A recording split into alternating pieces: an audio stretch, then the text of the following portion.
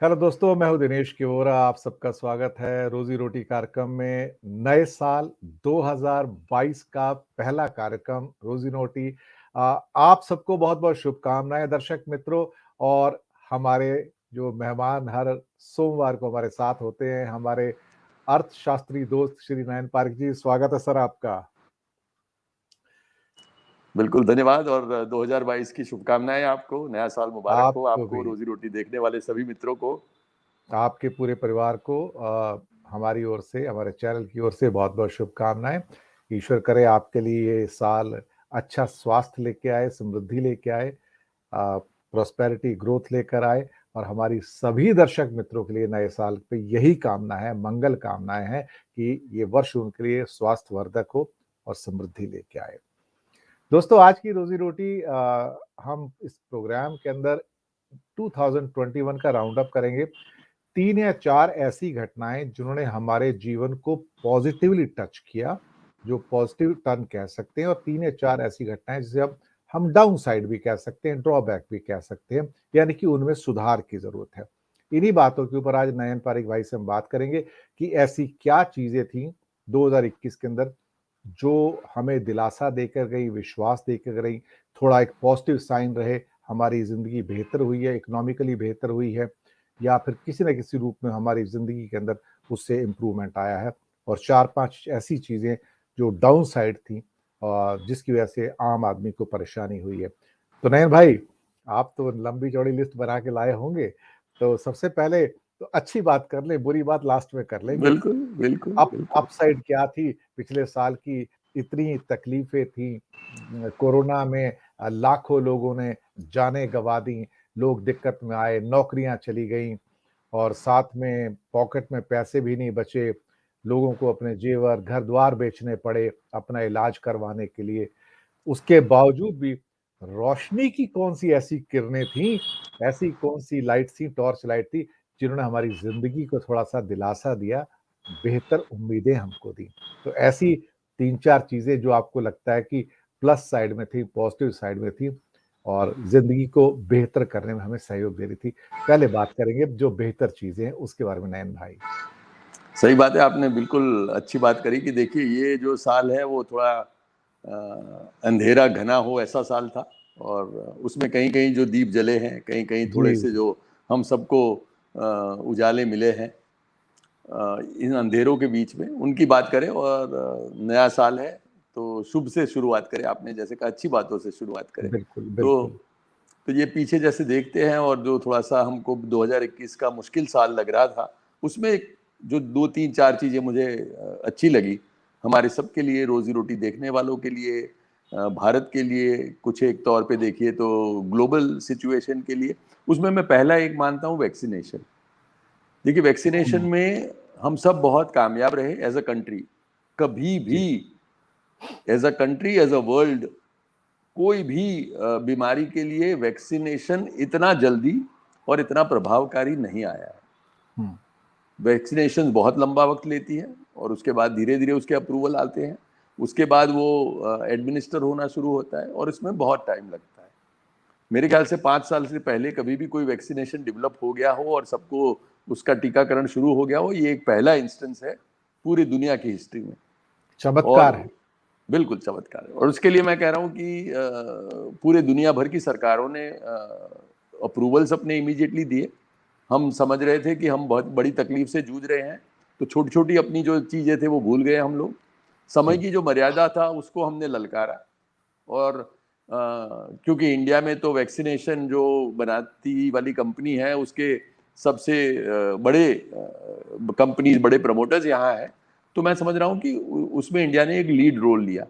जी। और वैक्सीनेशन में हमारे पुणे वाली जो कंपनी है उसने एक लीड रोल लेके वैक्सीनेशन हमने शुरू किया, एडमिनिस्टर भी करने लगे। तो ये एक मैं समझ रहा हूँ कि दुनिया की बड़ी उपलब्धि है, भारत की भी बड़ी उपलब्धि है। हम लोगों ने जो वैक्सीनेशन देना शुरू किया वो न सिर्फ हम लोगों ने दिया, और मेरे ख्याल से अमेरिका और चाइना के बाद हम लोग तीसरा ऐसा देश थे जो वैक्सीनेशन देने में कभी कभी एक दिन में हम लोगों ने 35-40 लाख दे दिए। पूरे महीने में अप्रैल में देखे, मई में देखे तो मेरे ख्याल से हम लोग जो देशों में सबसे ज्यादा वैक्सीनेशन एडमिनिस्टर हुए थे उसमें हमारा नाम था। हमारे यहाँ जी फिर भी उसका थोड़ा सा असर इसलिए कम हुआ होगा क्योंकि हमारे पॉपुलेशन बड़ी है, और पॉपुलेशन के परसेंटेज में शायद हम लोगों को अभी भी जूझना पड़ रहा है, सबको कन्विंस करना पड़ रहा है। कुछ एक हमारे भाई ऐसे हैं जो मित्र ऐसे हैं जो वैक्सीनेशन लेने से कतराते हैं कोई भी कारण से। मैं इस दिनेश वोरा साहब की चैनल के द्वारा, रोजी रोटी कार्यक्रम के द्वारा अपील करना चाहता हूं कि हम लोग जल्द से जल्द जो भी टीके के लिए एलिजिबल है, और अब तो सब है, वो ले लें। अब तो जी बच्चों में भी, स्कूल्स में भी शुरू हुआ है, तो अपने बच्चों को भी वैक्सीन देने से बिल्कुल ना कतराएं। उनको स्कूल में वैक्सीनेशन मिले, उसके लिए डिमांड भी करें यदि स्कूल नहीं करती है तो। हमारे सबका भी हम लोगों ने इस चैनल में बात की थी कि बूस्टर डोज, थर्ड डोज का नहीं हो रहा है, और मेरे ख्याल से लास्ट वीक में ही हमने बात की थी, और फिर योगानुयोग ऐसा हुआ और हम लोगों ने बात भी की थी कि शायद जी नेक्स्ट वीक में हम मिलेंगे, उसके पहले तो गवर्नमेंट ऑफ इंडिया की पॉलिसी बूस्टर डोज के लिए भी बन जाएगी, जी और बिल्कुल। एटलीस्ट वो भी एक अनाउंस हो गया। तो दिनेश जी, आपको बधाई, आप ऐसे ऐसे इश्यूज लेते बधाई हैं। आपको कि आपने अपने चमत्कारी दृष्टि से उसे देख लिया। अरे साहब आपके प्लेटफॉर्म के जरिए मैंने कहा हम लोग कुछ एक इश्यूज लेते हैं, और ये चमत्कार देखो, ईश्वर की कृपा देखो कि वो इश्यूज कहीं ना कहीं रिजॉल्व होते हैं। तो जी एक तो ऐसे चैनल होते हैं जिसमें सिर्फ चर्चा होती है, जिसमें सिर्फ बातें होती है, जिसमें सिर्फ इंफॉर्मेशन बांटी जाती है, और एक ऐसी चैनल है जो कहीं ना कहीं अपने प्रभाव से आगे जो इवेंट होने जा रहे हैं उस पर भी कोई योगदान दे पा रहे हैं। मैं समझ रहा हूँ जी कि ये योगदान आप इस चैनल के द्वारा दे रहे हैं, और ये सफलताएं आप को आ रही है, इसके लिए मैं आपको बधाई दे रहा हूं। मैं चैनल के आपको भी, आप लोगों को भी, बधाई दे आप रहा हूं। सफलता के असली हकदार हैं। अरे इसके हीरे स्टार तो आप हैं, देखा जाए तो नयन भाई। वोरा साहब, आपकी चैनल है, आप ने मुझे इसमें शामिल किया है, मैं इसमें आपके साथ जुड़ा हुआ हूँ, और ये भी रोजी रोटी हमारे जो कार्यक्रम देख रहे हैं उनको भी मैं बधाई देना चाहता हूँ कि अब calendar year wise we have entered second year. ऐसे हमको 2 साल कंप्लीट नहीं हुए, पर हमने 2021 में शुरू की थी ये जर्नी, और एटलीस्ट 2022 तक पहुंचे हैं। तो एक साल इन अ वे नए कैलेंडर साल में है, ये रोजी रोटी का भी प्रवेश है, हमारे सबका प्रवेश है साथ में। तो एक मैं समझ रहा हूँ कि वैक्सीनेशन का जो काम हुआ, और वैक्सीनेशन जो 2021 में सबको हम दे पाए पूरे विश्व में, और उसके कारण जो ये महामारी पे हम थोड़ा सा अपना काबू कर पाए हैं, उसके लिए मैं समझ रहा हूँ कि जो वैक्सीनेशन बनाने से वाले से, जो एडमिनिस्टर करने वाले से सरकार ने अप्रूवल दी, उसके कारण हम सब ने ली, उसके कारण मैं समझ रहा हूँ जो भी अवेयरनेस बनी, उसके कारण हम लोग एक बड़ी महामारी को अपने जो मिनिमम डैमेज पे ले आए। उसके लिए मैं वैक्सीनेशन से जुड़े हमारे सभी जो इंसान हैं उनको बधाई देता हूं, और 2021 में मैं एक इसको बहुत पॉजिटिव चीज मानता हूं। बिल्कुल। और दूसरा पॉइंट पे आते हैं, दूसरी आपकी नजर में ऐसा कौन सा प्लस पॉइंट है, अप साइड है, जिसके ऊपर हम कह सकते हैं कि ये दिलासा लेकर आया है 2021 में? 2021 में मैं दूसरा एक पॉइंट बताना चाहता हूं कि stock markets performed very well, जी और इंडियन स्टॉक मार्केट तो मेरे ख्याल से एशिया की सभी स्टॉक मार्केट को आउट परफॉर्म कर गया, और जी पूरे विश्व में भी देखो तो ऑलमोस्ट दूसरे स्थान पे होगा in terms of giving return. हमारा कहीं 10,000 पॉइंट से इस साल में इजाफा हुआ, जी और स्टॉक मार्केट से जुड़े हमारे जो भी हमारे, मैं आशा करता हूं कि रोजी रोटी देखने वाले कुछ एक लोगों ने, हमारे जो मित्र हैं, उन्होंने ये स्टॉक मार्केट का सिर्फ नंबर नहीं देखा होगा, पर उसके कारण उनके जेब में 2 पैसे आए भी होंगे। जी तो मैं समझ रहा हूँ कि स्टॉक मार्केट में जिन्होंने भी पार्टिसिपेट किया 2021 में, उन्होंने एक अच्छा रिटर्न पाया, जी और इसके लिए मैं समझ रहा हूँ कि दुनिया के बाकी की स्टॉक इंडाइसिस के कंपैरिजन में भी बीएसई स्टॉक इंडेक्स ने बहुत अच्छा काम किया, जी और इस सब के लिए मैं समझ रहा हूँ कि वो जो जो लोग इससे बेनिफिट पाए, जो कंपनीज ने बेनिफिट किया उसके लिए, और स्पेशली आईपीओ के लिए ये सबसे इंडिपेंडेंट इंडिया में बेस्ट ईयर रहा। हम जी लोगों ने 121 आईपीओ करे, 1,18,000 लाख करोड़ रुपए के आईपीओ हुए, जी और ये सब आईपीओज में कई आईपीओज ऐसे हैं कि जो 100% के ऊपर अपने वैल्यू को पार कर गए। जी तो ये पहला ऐसा साल जिसमें इतने सारे आईपीओ, इतनी सारी वैल्यू के आईपीओ, और मैं समझ रहा हूं कि आगे यदि मैं देखता हूं तो आगे 2022 में मुझे LIC का और एक IPO दिख रहा है, और LIC का IPO मैं समझ रहा हूँ कि ये जो हमारा 1,18,000 लाख करोड़ एक वैल्यू का जो हमने IPO किया, मेरे ख्याल से LIC का एक ही IPO जो है वो इसके बराबर वैल्यू का होगा। तो पूरा बिल्कुल 2021 के साल के जो IPO हुए हैं जी। उसके बराबर के साल का 2022 में हम लोगों को जो दिख रहा है वो LIC का IPO दिख रहा है। तो मैं समझ रहा हूँ LIC का IPO 2021 का एक बेहतरीन परफॉर्मेंस, स्टॉक मार्केट का एक अच्छा delivery of values to the investors, और पूरे विश्व में जो स्टॉक मार्केट के परफॉर्मेंस रहे हैं उसमें भी इंडिया के स्टॉक मार्केट ने बहुत अच्छा परफॉर्म किया है। तो ये एक दूसरा मैं ब्राइट साइन देख रहा हूँ 2021 में, जो कि अदरवाइज डिफिकल्ट सिचुएशन में एक हमारे लिए आश्वासनपूर्ण घटना है। बिल्कुल। अब आते हैं तीसरे पे। मेरे ख्याल से शायद आप जीडीपी की बात कर रहे थे कि थोड़ा सा हम इकोनॉमी थोड़ी वापस आती हुई नजर आ रही है, पटरी पर बिल्कुल लौटती हुई नजर आ बिल्कुल। रही है। मैं जी समझ रहा हूँ कि इसमें देखिए 2018-19 में हमारा जो GDP था वो करीब हम लोग 21-22 में पहुंचेंगे इस साल। जी जो 21 में कैलेंडर ईयर का मेजर उसमें कंट्रीब्यूशन है, पर हम लोग देख रहे हैं उसको फाइनेंशियल ईयर पे, ताकि मार्च 22 तक की बात कर रहे हैं, पर वो मोर और लेस प्री कोविड लेवल पे पहुंच जाएगा। अब जी ये बुरा भी है, अच्छा भी है। बुरा इसलिए है कि हमने 2 साल गंवा दिए, जी पर ये भी देखना है इसको परिप्रेक्ष्य में कि जो महामारी आई, जो परिस्थितियां पूरे विश्व में हम लोगों ने फेस की, जो लॉकडाउन हमने कहीं विश्व में नहीं महसूस किए थे, ऐसे लॉकडाउन को हमको एक्सेप्ट करना पड़ा, एम्ब्रेस करना पड़ा, एडमिनिस्टर करना पड़ा, सबको घर में बैठना पड़ा बहुत लंबा टाइम।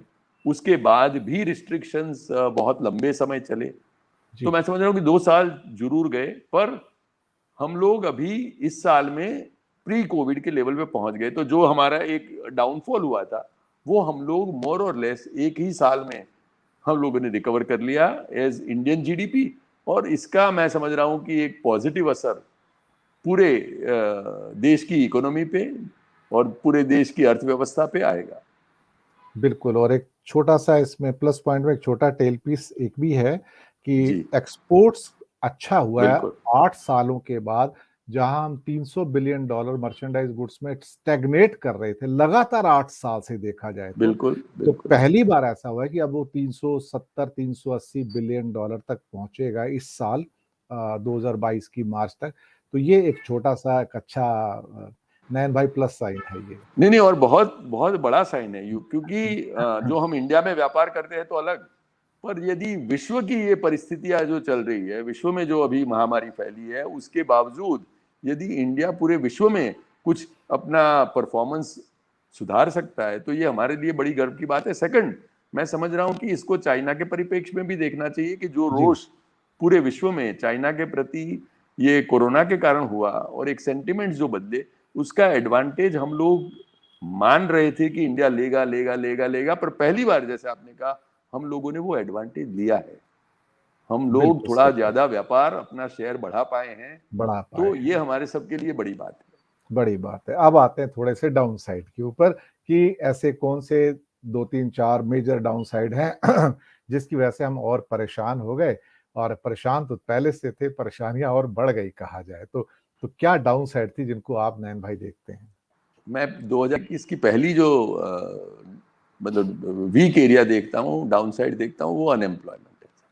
और अनएम्प्लॉयमेंट, रोजगार। अनएम्प्लॉयमेंट को इन्फ्लेशन से भी मैं पहले इसलिए रखता हूँ कि इन्फ्लेशन सिर्फ आपको इकोनॉमिकली परेशान करता है, पर अनएम्प्लॉयमेंट आपको सोशली, साइकोलॉजिकली, बाकी की सब तरीके से परेशान करता है। एक इंसान जिसको काम करना है और उसको अपने लायक काम नहीं मिलता है, और उसके कारण जो फ्रस्ट्रेशन चालू होता है, उसके कारण जो स्वास्थ्य खराब होता है, उसके कारण जो समाज में उसका रिस्पेक्ट कम होता है, उसके कारण उसको शादी ब्याह में तकलीफ होती है। तो अनएम्प्लॉयमेंट में मैं समझ रहा हूँ कि सब दूषण शामिल है, और उसकी जो मार है वो बहुत चारों ओर से आपको लगती है जो भी अनएम्प्लॉयड आदमी है।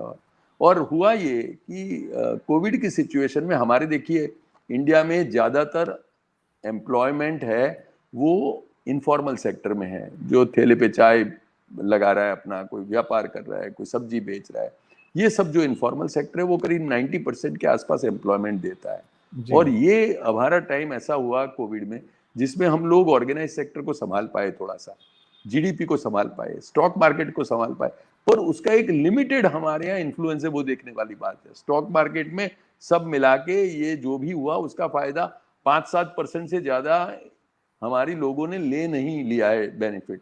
हमारे जी। यहाँ डीमेट अकाउंट उससे ज्यादा नहीं है। तो मैं समझ रहा हूँ कि बाकी के लोगों के लिए तो एक स्टॉक मार्केट देखने वाली बात है, उनके लिए जीडीपी एक नंबर है, पर उनके पास जो रोजी रोटी चलती है, जिसके कारण उनके घर में चूल्हा जलता है, जिसके कारण वो खा पाते हैं, रोटी कपड़ा मकान की इनकी जो बेसिक रिक्वायरमेंट है वो फुलफिल होती है, वो अपना छोटा छोटा एम्प्लॉयमेंट चला के वो लोग कर लेते हैं। और वो ये महामारी में सबसे बड़ा मेरे ख्याल से फटका लगा वो उनको लगा। और वो बेरोजगारी का। अनएम्प्लॉयमेंट जी, और बेरोजगारी के कारण मेरे ख्याल से psychologically, socially, economically, health wise जो हमको मार लगेगी या लगी 2021 में, वो मैं समझ रहा हूँ कि जो जो हमारे रोजी रोटी देखने वाले हैं, जिनकी की थोड़ा सा रोजी रोटी कम हुई होगी, वो जो कारोबार करते होंगे थोड़ा सा छूट गया होगा, उनको तकलीफ हो गई होगी। कितने छोटे छोटे यहाँ रेस्टोरेंट थे, ठेले थे, बंद हो गए क्योंकि उनके पास वो ताकत नहीं थी कि 1-2 महीना कोई भी धंधा न चले तो वो अपने आप को चला पाए। जी। तो वो जो हमारे यहाँ एक वीक एरिया हुआ है इकोनॉमी में, वो जो आंकड़ों में नहीं आता है, क्योंकि इनफॉर्मल सेक्टर हमारे यहाँ कहीं आंकड़ों से परे है। और इसीलिए आंकड़े देखते हैं अलग चीज दिखती है, और जब रियलिटी में आसपास आप देखते हैं तो आपको जो आसपास का पिक्चर आता है वो बिल्कुल अलग आता है। और ये मैं समझ रहा हूँ कि अनएम्प्लॉयमेंट 2021 की हमारी सबसे बड़ी नाकामयाबी रही। बिल्कुल आपने सही कहा। और अभी आज ही जो सीएमआई के नए आंकड़े आए हैं 2022 की शुरुआत के, वो भी निराश करने वाले हैं, जहां पे अर्बन अनएम्प्लॉयमेंट 9.4% के आसपास पहुंच गई है, और रूरल जो करीब अनएम्प्लॉयमेंट 7.5 के आसपास, एग्जैक्ट फिगर मेरे पास नहीं, लेकिन ऑलमोस्ट 7.5% के आसपास है वो। तो this is quite dreadful figures, at least urban unemployment is concern, जो कि 9.5-9.5% के आसपास है। तो इस साल की शुरुआत भी कोई अच्छी नहीं रही है। दूसरा जो सबसे बड़ा माइनस या डाउन पॉइंट था वो महंगाई था, इन्फ्लेशन। महंगाई डायन खाए जात है, और दरअसल सभी पॉकेट के ऊपर उसने डाका मारा है। हर चीज के दाम बढ़े हैं, कोई चीज ऐसी नहीं बची। आटा, दाल, चावल, तेल, इसके अलावा furniture, electronic appliances, electric appliances, home appliances, home furniture, हर चीज के दाम बढ़े हैं, क्योंकि सब इनपुट की प्राइसेस जैकअप हुई हैं इंटरनेशनल मार्केट में। तो दूसरा मुद्दा जो डाउन साइड है वो है महंगाई। नयन भाई। इनफैक्ट आपने इतना अच्छा बोला कि मुझे अब बोलने को इसमें कुछ रहा ही नहीं, और आप उतनी पैशन से ये टॉपिक लेते हैं और इतनी पैशन से ये इसके बारे में बोलते हैं कि कुछ ऐड करने को रहता नहीं है। पर और हमने तो रोजी रोटी पे इसके बारे में कई बार बात की है, तो मैं समझ रहा हूँ ये चीज बहुत ही हर्ट करती है, स्पेशली इसको अनएम्प्लॉयमेंट के साथ मिला लो तो। बिल्कुल एक बिल्कुल। तो अनएम्प्लॉयमेंट हो, घर में 1-2 आदमी काम कर रहे हो, उनकी रोजी रोटी छीन गई हो, और उसके बाद आपको जो रोटी कपड़ा मकान, अपने जो बेसिक नीड्स को कैटर करने के लिए जो पैसे चाहिए, यदि उसमें 10%, 12%, 15% का इजाफा हो जाए, कैसे करेंगे आप? जी। पेट्रोल डीजल चला के आपको यदि अपना लूना या मोपेड लेके कहीं अपनी दुकान तक, अपने घर तक वापस जाना हो, और जी। आप यदि 1 लीटर पेट्रोल भी ना डलवा पाए, तो उसकी जो एक पेन है वो एक अलग है। और मैं समझ रहा हूँ कि ये इन्फ्लेशन का जो पेन है वो हम सब ने कोई छोटी बड़ी मात्रा में इस साल में महसूस किया है। पेट्रोल का दाम इतनी बार बढ़ा, तेल, सब्जी, आटा, आपने कहा कौन सी चीज में दाम नहीं बढ़ा? तो उसके कारण जो हमारे को हर महीने चपत लगती है, हर महीने जो हमारी व्यवस्था पे एक थोड़ा सा फिर एक काइंड ऑफ तहस नहस हो जाती है हमारी व्यवस्था, क्योंकि हम सब कुछ प्लानिंग करके चलते हैं कि इस महीने इतने खर्चे में चला लेंगे, और उसमें जब प्राइसेस ऐसे बढ़ जाएं तो बहुत दिक्कत जी। होती है। और जी। आपने तो हमारे ये माध्यम से लिया भी था, और मेरे ख्याल से पेट्रोल डीजल के जो एक्साइज ड्यूटी कम हुई थी उसके पहले आपने जो ऑलमोस्ट एक इसकी आवाज लगाई थी जोरदार, और उसका मेरे ख्याल से कहीं ना कहीं कोई हमको प्रतिसाद मिला, और पेट्रोल डीजल का दाम भी थोड़ा सा कम हुआ। और मैं समझ रहा हूँ उसके कारण कोई राज्य सरकारों ने भी कुछ इनिशिएटिव लिए, तो थोड़ा सा इसमें और भी करने की जरूरत है। मैं आशा रखता हूँ कि 2022 में ये सिचुएशन सुधरे। और कभी कभी हम लोगों ने जैसे डिस्कस भी किया था कि ये कहीं कहीं तो कॉस्ट साइड इन्फ्लेशन है, क्योंकि डिमांड जी जी, मुझे लगता है शायद कॉस्ट पुश इन्फ्लेशन आता जाता जी है। तो जी हेलो जी जी, तो डिमांड कम और उसके बाद कॉस्ट पुश इन्फ्लेशन, मेरे ख्याल से ये एक 2021 की हमारी एक बहुत ही पेन पॉइंट रहा हमारे लिए। बिल्कुल। एक दूसरा इसमें एक रूपी का भी वैल्यू हमारा 2021 में थोड़ा कम हुआ है नयन भाई, तो जी जिसकी वजह से चीज़ें महँगी हो गई, आयात महँगा हो गया, तो उसका भी असर पड़ा है लोगों की पॉकेट में मुझे लगता बिल्कुल है। जो बिल्कुल लोग पढ़ाई के लिए अपना पैसे बाहर भेजते थे, शिक्षा के लिए, जिनके बच्चे बाहर पढ़ते हैं, तो उनके लिए रूपी महँगा होने से उनकी कॉस्ट भी काफ़ी इंक्रीज़ हो गई है देखा जाए तो।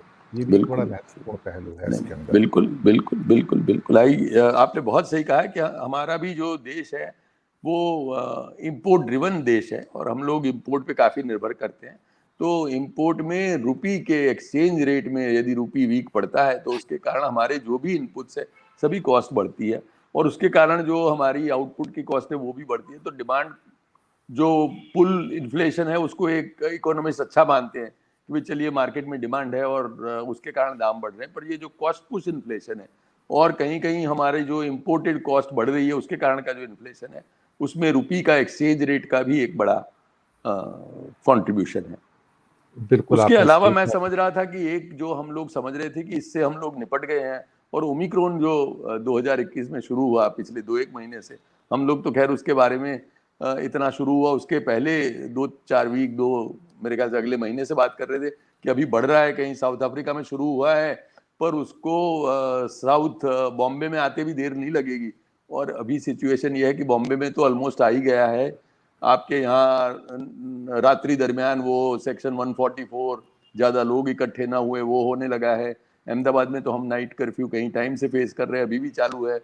कहीं कहीं जगह पे रिस्ट्रिक्शन हो रहे हैं। मैं समझ रहा हूँ कि हमारे गुजरात में एक वाइब्रेंट गुजरात का कार्यक्रम होने जा रहा है, पर मुझे लग रहा है कि हम लोग जब नेक्स्ट बात करेंगे तब शायद सरकार उसमें कोई डिसीजन लेके उसको इस बार ही कैंसिल करे, ऐसी संभावना मुझे दिख रही है। और ये करते हैं तो मेरे ख्याल से एक अच्छा निर्णय होगा, क्योंकि देश विदेश से इतने लोगों का आना और मिलना, और उसके बाद इस साल में 2022 में हमारे यहाँ एटलीस्ट 6-7 स्टेट के इलेक्शन है।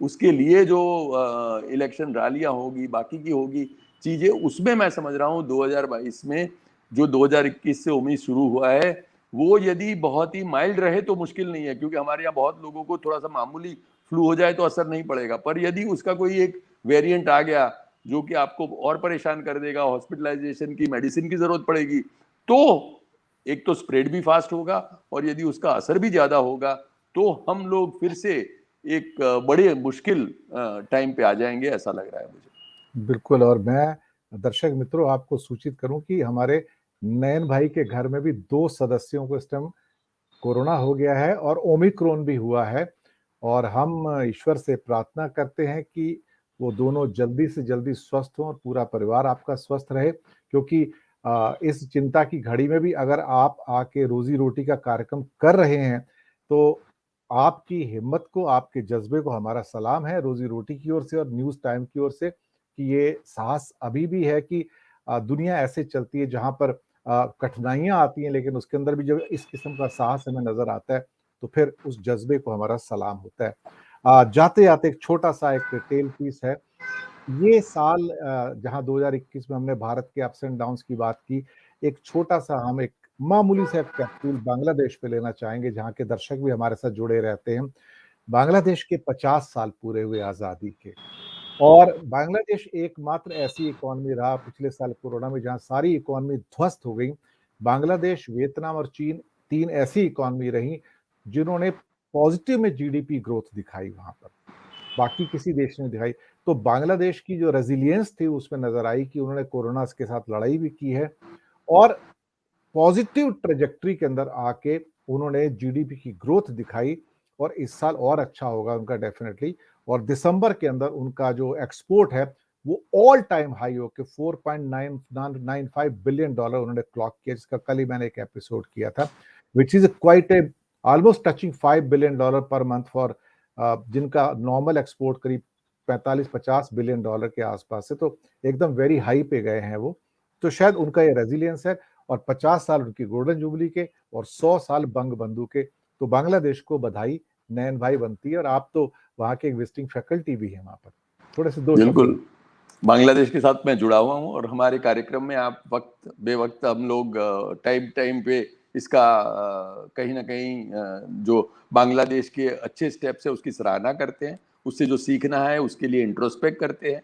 तो जब बांग्लादेश ने मेरे ख्याल से इंटरेस्ट रेट में एक नक्की किया था कि भाई उसका इन्फ्लेशन रेट से बैंक का एफडी का इंटरेस्ट रेट कम नहीं हो बिल्कुल सकता, बिल्कुल तो बिल्कुल। हमने उसका जिक्र किया था, उसकी सराहना की थी। हम लोग बांग्लादेश को क्लोजली ऑब्जर्व करते हैं, रोजी रोटी के हमारे देखने वाले कहीं बांग्लादेश से हैं। मैं जुड़ा हुआ हूँ, आप तो बांग्लादेश के कई लोगों के साथ हार्ट टू हार्ट कनेक्शन रखते हैं। तो बांग्लादेश मेरे ख्याल से एशिया की एक स्ट्रॉन्ग इकोनॉमी के तौर पे जो उभर रहा है, और उसके लिए जो जो करना पड़ता है वो करते हैं। उसके लिए कहीं सीएनबीसी के साथ जुड़ना हो, कहीं अपना बांग्लादेश के प्रमोशन का कार्यक्रम हो, जो कोई डायनेमिक स्टेप्स लेने हो, उस सब के लिए बांग्लादेश वालों को, हमारे जो बांग्लादेश के मित्र है जो हमारे साथ रोजी रोटी में जुड़े हैं, इन सबको मैं अपनी बधाई देता हूँ और उनको कॉन्ग्रेचुलेट करता हूँ 50 साल कंप्लीट करने पे। पर न सिर्फ 50 साल का एक नंबर पहुंचने पे, उसमें तो कुछ नहीं लगता है, आप 50 जी। साल पे पहुंच जाए, 50 साल हो गए, तरक्की की है। जी 50 साल में आपने जो प्रोग्रेस किया है, 50 साल में जो आपने वो 50 स्टेप्स किए हैं जो बाकी के कहीं आसपास के 50 देश नहीं कर पाए हैं, उसके लिए मैं खास आपको बधाई देता हूँ, उसके लिए आपको कॉन्ग्रेचुलेट करता हूँ। और आगे 50 साल के लिए आपको एक बहुत अच्छी इकोनॉमी के तौर पे आप उभरेंगे, उसके लिए आपके स्टेप्स अभी से शुरू हो गए हैं, और उसके लिए मैं आपको बेस्ट विशेस देता हूँ। और इस बेस्ट विशेस हमारी ओर से भी हैं, और साथ में क्योंकि इस साल जून में उनका एक पैराडाइम शिफ्ट आ रहा है, मैं यहाँ जोड़ देता हूँ, और ये शायद बांग्लादेश की हिस्ट्री का सबसे बड़ा शिफ्ट होगा, क्योंकि इस साल जून में उनका पद्मा ब्रिज ओपन होने जा रहा है, जो कि शायद सबसे बड़ा ड्रीम है, सबसे महंगा प्रोजेक्ट है उनकी, जो पूरा का पूरा बांग्लादेश की हिस्ट्री है, जो एक ब्रिज ही उसके पूरे जीडीपी को 1% बढ़ा देगा। और बांग्लादेश के जो नदियों में 2 हिस्से पूरे डिवाइडेड हैं, उन दोनों को जोड़ देगा सेतु के द्वारा। तो Padma bridge is one of the most ambitious project ever taken in the Bangladesh, और इस टाइप के एम्बिशियस प्रोजेक्ट वर्ल्ड में ही बहुत कम आए हैं देखा जाए तो, ये उनमें से एक है। तो ये जून में उनकी ओपनिंग है अभी, तो उसके लिए भी उनको एडवांस में बधाई, ताकि आगे बढ़े और हमारे साथ भी जुड़े रहें। दोस्तों, इन्हीं शब्दों के साथ मैं आपसे रोजी रोटी के इस एक एनुअल राउंड अप अंक से आपसे विदा लूंगा, और आप सबको हम बधाई देंगे नए वर्ष की 2022 की, कि आपके लिए बेहतरीन साल हो। और साथ में इजाजत लेंगे अपने मित्र नयन भाई पारिक से।